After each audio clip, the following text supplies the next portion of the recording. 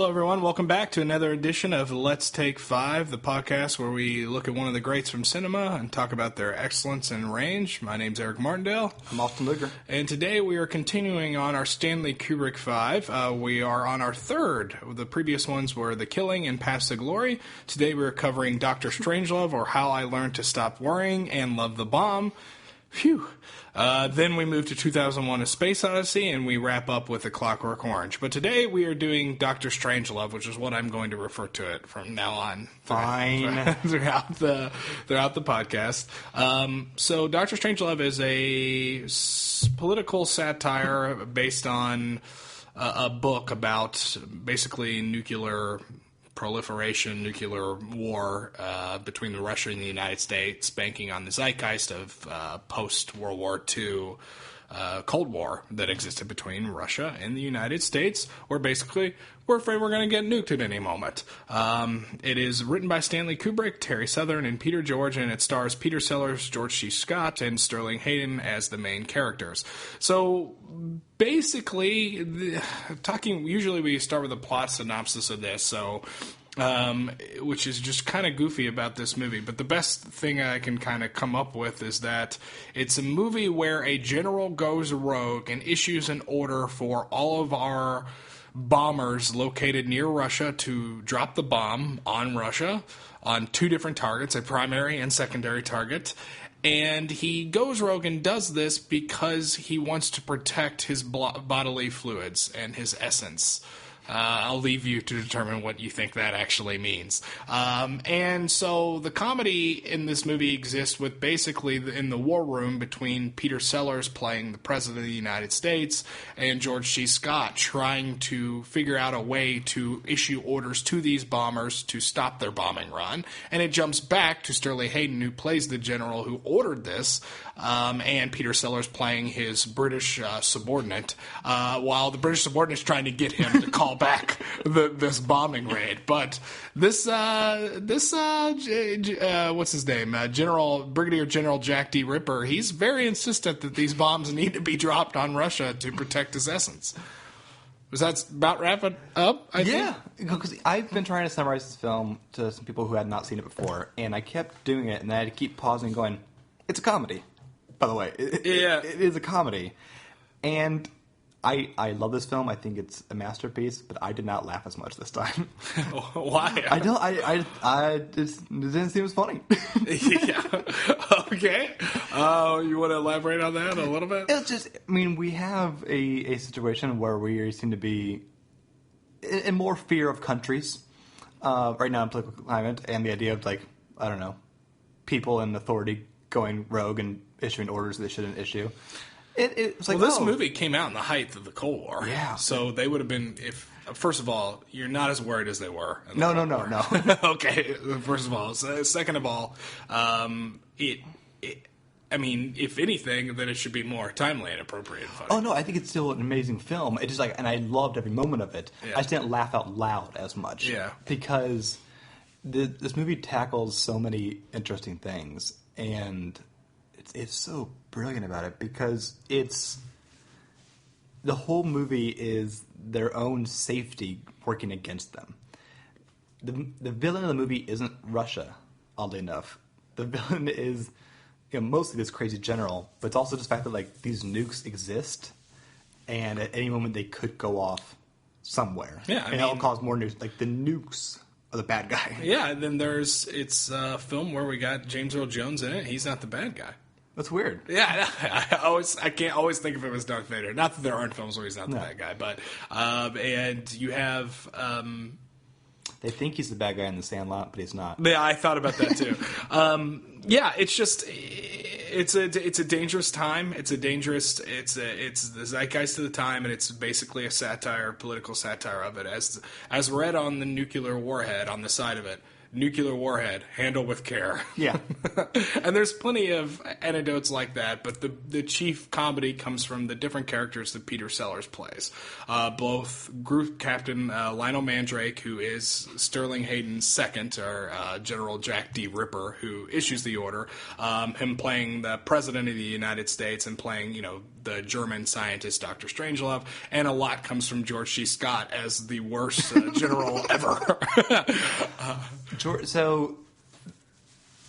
I'm not the biggest Kubrick historian, but it seems like we're now getting into his rumored status of 50 takes kind of thing. Yeah. And supposedly George C. Scott was rather surprised when he saw the film because his crazy take on the general was only half of his takes, and that's what they used for all of them. And yeah, he later amazing in this. He's incredible in this, and George C. Scott was an incredible actor. One of my favorites. I absolutely love George C. Scott. Mm-hmm. But that was kind of a Kubrick-like thing, a famous thing. Not just the most takes, but each take progressively make it crazier. That was sort of how it went. I know that was basically the entire shot work that was done in The Shining, mm-hmm. And then at the end they would usually take Jack's first take. Yeah. Because he's weird and he's Stanley Kubrick. But my God, General Buck Turgidson. Oh my God, he's the funniest general ever. He has the great line of they're going to see the big board. Yeah, all this kind of stuff. But the part that really got me this time was when they're describing how dire the situation is and the details of Plan R. You kind of cut to him. What's he eating? It's almost like he's at a ball game. It's gum. It's chewing gum. He offers the person next to him, and the guy shakes his head silently. He's he's just he's at the edge of the seat, ooh, this is interesting. Yeah, so you got a big board in the room, and slowly but surely you're seeing the bombers getting closer to Russian targets. Mm-hmm. And contrary to what everyone needs right now, General Turgidson is really excited about this. So he wants, instead of calling back the bombers, he wants to have them continue and then launch secondary bombers. And that way, the idea is hopefully we can wipe out as much of Russia as possible before they can start wiping us out. Because at this point, he feels the order, it's too late. And he says very comedically, well, sir, I mean, it's happening. And he has the famous line where he's like, I'm not going to... the president says, I'm not going to go down in the history books as being the greatest mass murderer of all time. And General Turgidson says, I really don't think this is the time to be worried about your reputation, sir. Which is great. And then, of course, he's saying, well, yeah, but if this bombing run does go through, they will retaliate, and we're still going to lose people. Even if we wipe Russia out as quick as possible, we're still going to lose some people. And General Turgidson retorts, I'm not saying we're not going to get our hair mussed, sir. We're talking 10, 20 million tops, depending on the breaks. All kinds of great lines and all kinds of great comedy, but also relevant. Absolutely. Yeah. It's recommend it to watch soon. But what was really interesting to me was because it's not exactly bureaucracy. It's just the convoluted nature of their systems and how none of it makes any sense in a great comedic way. Because the plan that's going out is called Plan R, and this is a plan that's supposed to go out when the White House has been attacked and the president is dead and no longer can give a retaliation order. Mm-hmm. So, but the rogue general, what's the Brigadier General? Yeah. Jack D. Ripper. Jack D. Ripper. He launches Plan R, destroys all communications in his own base so they can't tell him to don't do that. Yeah, confiscate all the radios. Yeah, right. So this is going out. So we're in the war room, and the president's being reinformed about how Plan R works. And as George Scott said, well, you approved it. Yeah. And it's just the madness fact that the president, who is alive, can't turn off the order. Yeah, he can't. And, because it's supposed to be there of there is no president, and it's that logic madness, and there's movies kind of filled with that because there's so many things of their own safety that they have no control over for their own safety. Because we're going to attack Russia, they already have a system in place so if they ever get attacked, they had this whole doomsday protocol where they just launch 1 billion rockets. Yeah. The doomsday protocol by Russia is a death machine where it just releases radiation everywhere, and just their retaliation is just to kill everybody, including themselves. And the Russian president, who's, again, not the villain in this movie. Dmitri. Yeah. Oh, my God. I mean, people talk about how, Bob Newhart is famous for his brilliant, basically, one-man comedy shows where he's on the phone with someone. Mm. Peter Sellers on the phone with the Russian. Oh my gosh, that is a lot of people's favorite scene. It's when he talks to Dmitri for the first time on the phone, and the conversation is, "Well, I like you too." Well, then we both like each other. Yeah. I'm not saying I like you more. I'm not saying that. No, I'm upset too, Dmitri. Yes. So his plan is to inform Russia that basically, 1, you're about to get bombed. 2, we're trying to stop it. And 3, shoot it down. And I guess 4, please don't nuke us back. Yeah. And that's when Dmitri also says, basically their plan R is that there's nothing he can do about it either, because there's this death machine that's going to release. So they're eventually able to call back 30 of the planes. 4, they are unable to do so, so they bomb them. 1 gets shot down but doesn't actually crash, and they continue on, unbeknownst to the other characters in the war room. And it's amazing because it's never said aloud in the movie, but I really enjoyed it this viewing, where, they have this Plan R protocol of, like, if we get attacked by Russia, we have a way to do this. And the fact that this exists should scare them.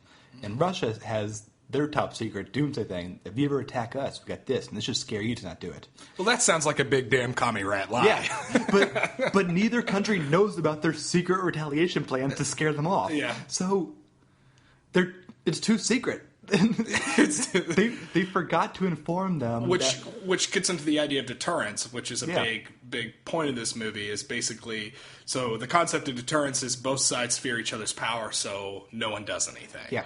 But if you don't know about the secret thing that they have, then there is no deterrence. Right. So you have to flex your muscles in some regard, which is like what North Korea is trying to do now. Yeah. So you try to do it that way, it issues a deterrent. But unfortunately, Plan R is secret, and so is the death machine. So you probably, even Jack D. Ripper probably would not have ordered Plan R had he known that Death Machine existed. Right. Thus, deterrence doesn't exist. And another great moment of George C. Scott is when they learn about the Doomsday device. He's so jealous, like, oh, we should get one of those. Yeah, exactly. While also saying that he thinks it's a big damn commie rat lie, which he says several times throughout the film. What's the little buffet? Because then they bring in some Russian people trying to get this figured out. Yeah. They got the food court, and he's like, they're mad about the food choices. He's mad that they're there at all. Yeah. Well, he's afraid that the Russian diplomat is going to see the big board. It's the war board. It's the big board. So other things that are just laugh out loud, particularly in regards to Buck Turgidson, which is George C. Scott's character. The first time we see him, he's in bed with a woman who's significantly younger than him. I would say, but she's really into him. She calls him Bucky. She calls into the war room on one of the red phones and wonders why he isn't back yet. Yeah. So this is funny for 2 reasons. The obvious reason is that she calls on the red phone into the war room, and he has to take a phone call about why he's not at home having coitus with her. But also, at some point, he gave her the phone number to the war room. Yeah. If you ever need me, I'll be here. Yeah. Very, very, it's just really funny. And then the other big one is that once they determine that one of the planes is still out there, that they try to shoot it down, but it's still up. And the president, looking for some sort of solace, turns to Buck and says, could a pilot actually pilot the plane so low that it would be undetected by radar and it would still have the bomb intact and it did not crash? Could they complete their run? And he goes, oh, you should see it, sir. Oh, hell yes, he could do it. And he's like all revved up about it, and then slowly realizes, oh, shit. Our equipment's too good. Yeah, our equipment's too good. Our pilots are too good. And World War III has commenced. Or not really World War III, but the end of the world has commenced. It's not a time for a war. It's just the end. So yeah, gosh, hilarious. We should talk about the men in the ship because we haven't done that yet. Yes. And James Earl Jones. James Earl. And I really want to keep this up because I think it's just a fascinating thing of this movie filled with conflict, which no comedy has this level of conflict to it. No. But like no, aside from the road general, but at this point can't really do much anyway. There's not a real antagonist. It's just the whole situation is the conflict. The soldiers are good guys. Like they're really just loyal, good American soldiers. They don't have the context to know they're not doing what they're supposed to be doing. Yeah. They assume they're at war with Russia. Yeah, they assume that the White House has been destroyed. Yeah. And they're really scared, but they have to do what's best. And Right. they are going to complete their mission. It's really honorable. Yeah. And I love that, like, after the immediate, like, sadness that they feel when they learn about stuff, they are committed to it and they know that their role is that we're not going to make it out. That's why you get the most famous shot from the movie of him writing the bomb down. Well, yeah, so after they get hit by the missiles, it malfunctions the door that releases the nuclear warhead. So, yeah, the main pilot, who basically the whole film is reading instructions. Yeah. He goes, flip on, switch B, turn to C. Like, that's basically it while Johnny Comes Marching Home plays the whole time, which is the da-da-da-da-da-da-da. And so he goes to fix the door, and he goes, by God, we're dropping this nuke, man. So he gets on it, wears the cowboy hat, and then the rest is history. He falls out with the nuclear bomb, riding it like a cowboy with the cowboy hat, in the most iconic image in the movie. And the scene I just totally forgot until this most recent viewing was basically what happens after that when the war room they're talking about bunkers. they're committing the same sins again. As like they're bragging about like, oh wait, how people made the bunker? Like, ooh, what kind of bunker is that? That's like a really cool thing. And like, also, he's like, what if this is a commie trick and there is no death thing? That way, when we come out from our holes 96 years from now, they'll all gun us down. It's like, they're still, yes, continuing the same mistakes and the same way of thinking. But I do want to say that outside of the comedy of this movie, it is pretty suspenseful, actually. It's particularly early in the film because it doesn't actually telegraph it's a comedy at first. It actually takes a while for you to start realizing this is ridiculous. Well, you see Peter Sellers. At this point, Peter Sellers was like an established comedian, and you see him doing a British accent, and like the songs aren't funny, but they are amusing.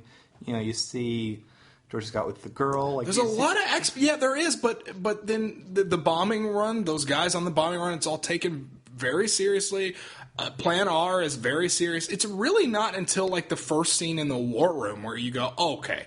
They take the time to lay down the exposition really before the comedy really starts to kick in. And I guess, yes, you're right. Everyone knows that Peter Sellers is a comedian. So it's a clue. Right, So it is, yeah. but the parts that he is playing are not funny yet. Right. The president is actually pretty serious the whole film, except for the phone conversation he has with Dimitri. But his series actually made me laugh a lot. Like when he like keeps getting like annoyed at the new information. Yeah. It's just Peter Sellers with the straightest face and the bald head and whatnot. So, like, okay, what is next? Well, Like, yeah. and then with Mandrake, when he plays Mandrake, who is my favorite character of the three that he plays, it's always him responding. He plays the audience. Yeah. It's his reactions to how crazy Jack D. Ripper is, and in particular, which we haven't talked about, why Jack D. Ripper orders basically the end of the world is because he thinks that because of fluoridation, because the commies have got in the water, and that's affecting his man parts. Right? Yeah. That is it, but it never explicitly says so. how. It's just it's essence, and I have denied them my essence, whatever that means, and it's bodily fluids. And you have Sterling Hayden going nuts. Like he just becomes more and more unhinged. And because Peter Sellers is playing a great reaction, also he's playing a British character. You just see him like concerned in a very British way, which is still. And well-mannered. Yeah. And like as things get more hectic, like he starts to raise his voice a little bit and whatnot. Because you now have a soldier who once again is abiding by like protocol. The protocol doesn't make any sense. None of these protocols make any sense. They order he has to shoot the Coca-Cola machine. Yes, and the Coca-Cola, because he needs a quarter to call the president. Yeah. There's an attack ordered on Jack the Ripper's area to get the code from him to call back the planes, and Jack the Ripper starts firing out his window like a madman, mowing down his own soldiers, and he eventually kills himself, so the codes die with him. So there's no real way to stop the launch at that point. I want to go back a little bit what you said about kind of how it was a sneaky comedy at the beginning. The more I kept watching this film, the more I realized I think this is the only way Kubrick knows how to make a comedy. Like, I don't think Kubrick can make a Pink Panther movie with Peter Sellers. Like, his comedy is so dry, and it's basically to make a suspenseful movie. But everyone has ridiculous names and saying ridiculous things. But he's kind of almost filming it like Paths of Glory. Like, it's not. I agree, and that's a really. It has actually excellent war, footage in it, from the time. I think it's just funny that this is a comedy masterpiece, and Kubrick is never funny again. I think the comedy Clockwork Orange, I think. Oh, I need to.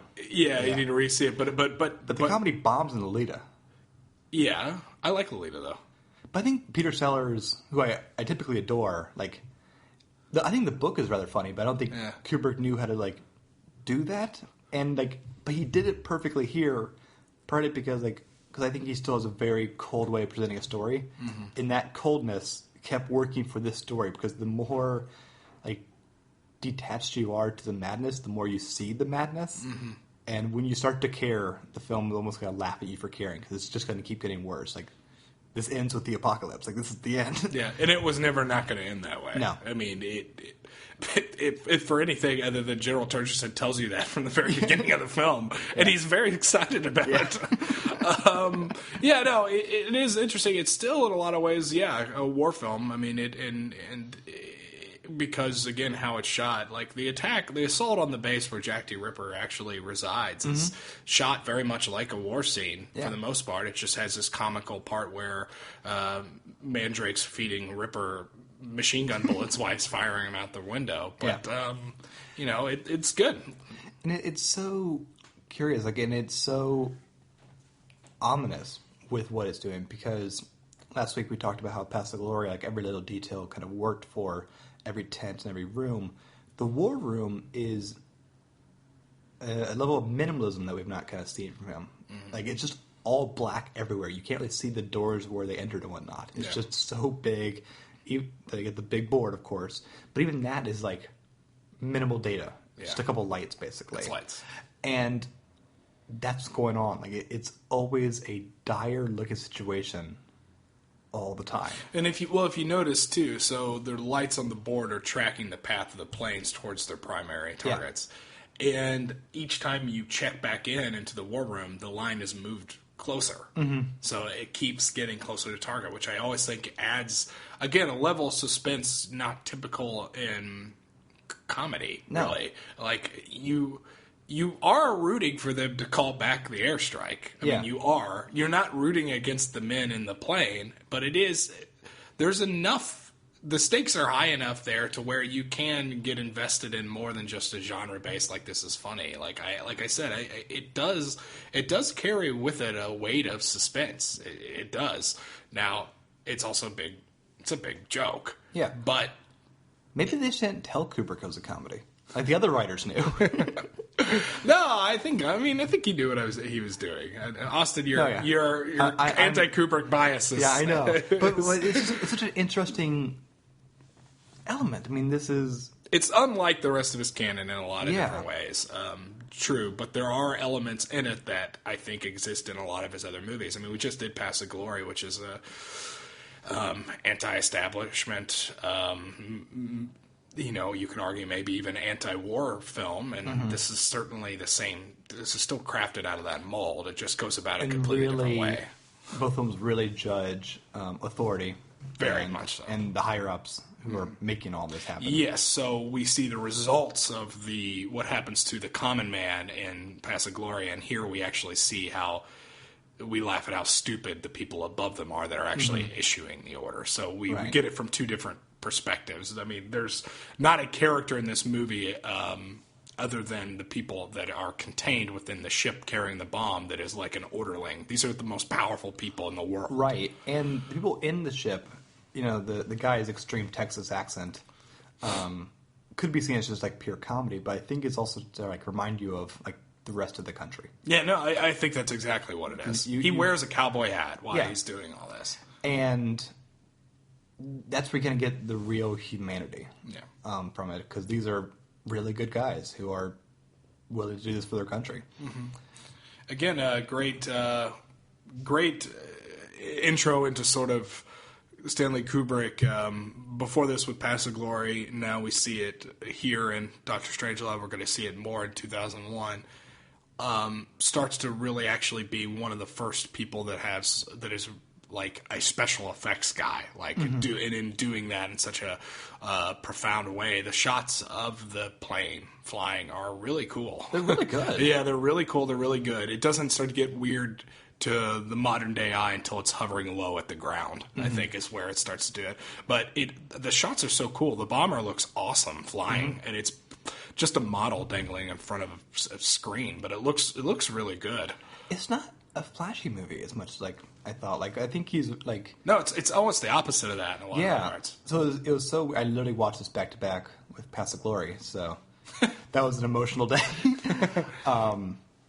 I expected no authority for no week after that. Yeah, but it's like Paths of Glory was such like an amazing what he can do with the camera, and he didn't feel like he had to prove that in this movie. Yeah, just creating this narrative that maybe doesn't really exist. But most of the shots are from far away too. They're mostly wide. A lot of like wide angles.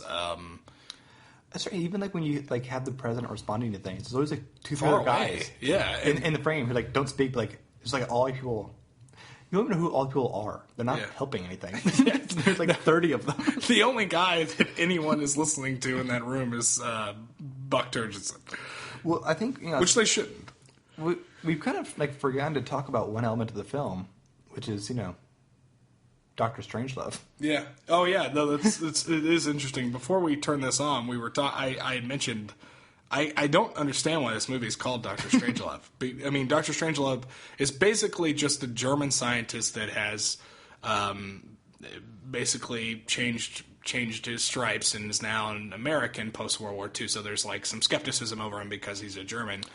He didn't like totally erase his stripes. Like no, he's very German. There. Yeah, no, he's a very stereotypical Nazi-looking type of scientist.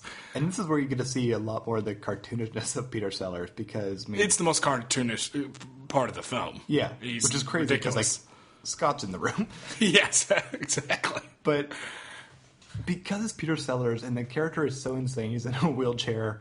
It's definitely a Nazi. He's very giddy about all this. This is fun. But how freaking weird Sellers choose to play him. It's like him smoking involves like him shaking his hand a bit. Is it a tilt with this weird wig and just like crazy eyes? Yeah, he's disabled in a wheelchair, but is he disabled? He stands up. Which is the last scene in the film. Yeah, I can walk. Yeah, I can walk. And yeah, that's literally the last line of the film, I believe. His arm almost doesn't work. The rest of his body, like he starts strangling himself. Like it's like if there's one part or one character in this movie that completely sells this out as like a comedy, it's Doctor Strangelove in particular, which is my least favorite character that Sellers plays. It's my least favorite too, but I also still love it. Yeah, and my only theory with the title is that it's just ridiculous in a way that like the film is as well. Like typically a long title, especially one with like an "or" to it, is something very prestigious and important. Right. Birdman or the blah blah blah blah blah blah blah blah. Whatever. But oddly enough, that one and this one is that long to be satirically long. Yeah. And Doctor Strangelove is a silly name. Like all their names are silly. Or How I Learned to Stop Worrying, Love the Bomb. As if that's a better title. It's just silly. and Love the Bomb, not the Love Bomb. No. See, you made the same mistake I always I think I make. just mumbled. Oh, you did. And then the only thing I would say is that I don't think the Birdman is meant to be satirical. That's why I hate the movie. Anyway, so what do we think? Thumbs up, Austin? Yeah, I love this movie. Yeah. Okay. Yeah. Good. Yeah, it is. It is. Of the films that we cover here, it's probably, and we'll talk about this more at the end, it's probably one of my least favorite of the group.